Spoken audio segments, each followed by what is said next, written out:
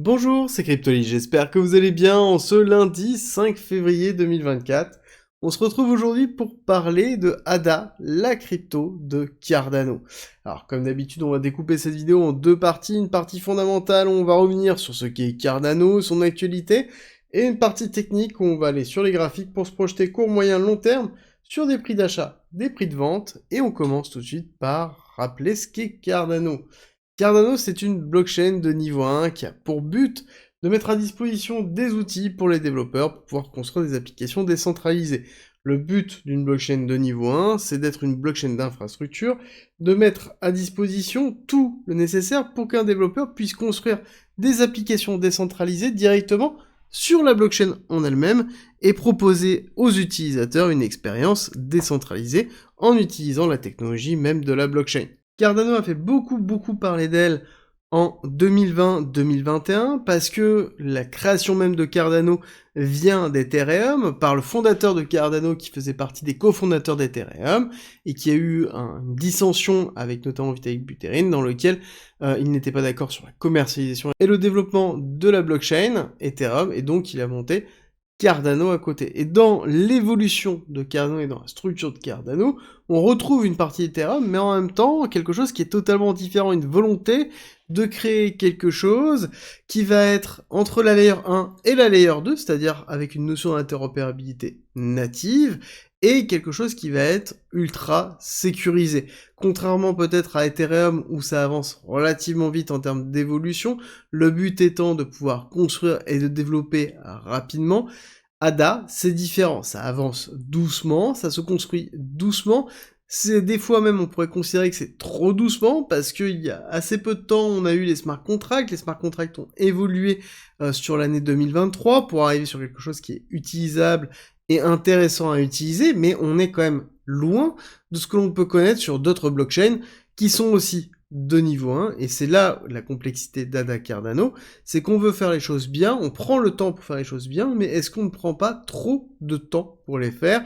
Est-ce qu'on ne va pas être dépassé à un moment donné? C'est la grande question qu'il faut se poser, c'est la grande question que beaucoup de spécialistes se posent autour de la tech de Cardano. À côté de ça, on a Cardano qui est quand même très valorisé, alors là c'est le moment du screen, c'était 28 milliards, maintenant on est à 20 milliards, au moment où j'avais fait ce screen-là, on était en décembre, on était en pleine accélération, on voit qu'on a quand même perdu 8 milliards entre-temps, en un peu plus de 2 mois, et ce qui est intéressant de voir, c'est qu'on a quand même beaucoup de holders de ADA qui sont des investisseurs, mais pas des utilisateurs, d'accord? C'est aussi une des problématiques de ADA Cardano, c'est que beaucoup de personnes sont dans ADA Cardano parce qu'ils considèrent que c'est un placement avec une inflation de 5%, qui va être intéressant sur le long terme. C'est ce qu'on voyait beaucoup en 2020-2021 fleurir en termes de vidéos, et du coup beaucoup de personnes sont bloquées sur ADA Cardano et n'utilisent pas forcément ADA Cardano.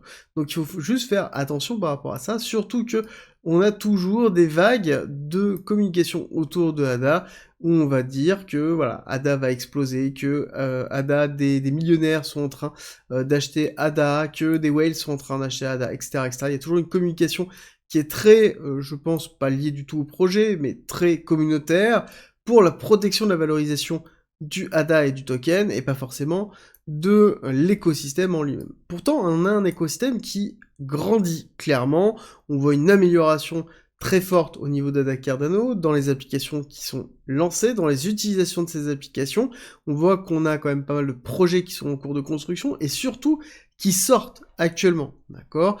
Il y a peu de temps, ici, au lieu des 150 projets lancés, on avait moins de 50, d'accord?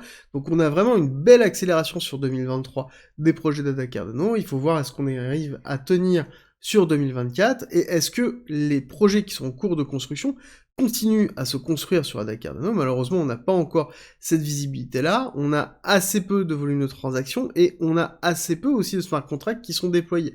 Donc il va falloir voir les métriques d'utilisation d'ADA Cardano, voir si oui ou non ça correspond à l'évolution que l'on souhaite pour le projet. À savoir qu'encore une fois, on est sur un projet qui est très valorisé par rapport à l'utilisation qu'il en a. Quand on regarde un petit peu ce qui se passe sur la chaîne avec Defilama, on voit qu'on a une total value lock qui est de 340 millions, on était à 400 millions il y a peu, mais il faut comprendre que ça, cette total value lock, ce ne sont pas des fonds total, d'accord, on voit qu'on a que 16 millions de stablecoins, mais qu'on a 342 millions, donc certainement d'ADA stackés directement on-chain. Donc il faut juste faire attention un petit peu à ça. Au niveau des métriques, on a ici 13 développeurs en moyenne, on commit quand même pas mal, à peu près une centaine de commits par mois, et on voit que depuis début 2024, on a quand même une belle inflexion qui a lieu. Il va falloir surveiller ça sur 2024. Est-ce qu'on a une reprise vraiment forte? Parce que normalement, quand on regarde 2023-2022, on voit qu'on avait quand même une belle accélération, et là ce n'est pas le cas. Et on voit qu'en 2020, quand c'était le moment très fort de ADA, on avait quand même plus de 200 développeurs. Là, actuellement, on est vraiment très faible.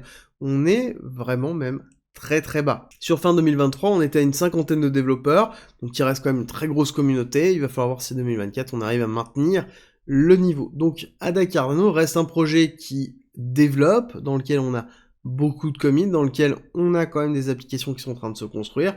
Ça avance, mais la question qu'il va falloir se poser, c'est est-ce que ça avance suffisamment vite pour rester dans le train pour le prochain bull run et avoir une accélération suffisamment forte. On est déjà dans un projet qui est très valorisé, dans lequel on risque d'avoir des complexités d'hypervalorisation si jamais on n'a pas ici des indicateurs pour nous montrer qu'on a de l'activité sur la chaîne et suffisamment d'activité pour correspondre à la valorisation du token en lui-même. Au niveau du graphique, ça va être toujours très intéressant, où on a fait un top ici en fin 2021, mi-2021 exactement, en août 2021, et ensuite on a fait une grosse respiration très très lente, doucement, jusque en juin 2022, et l'arrêt qui a été effectué, ça a été en janvier 2023.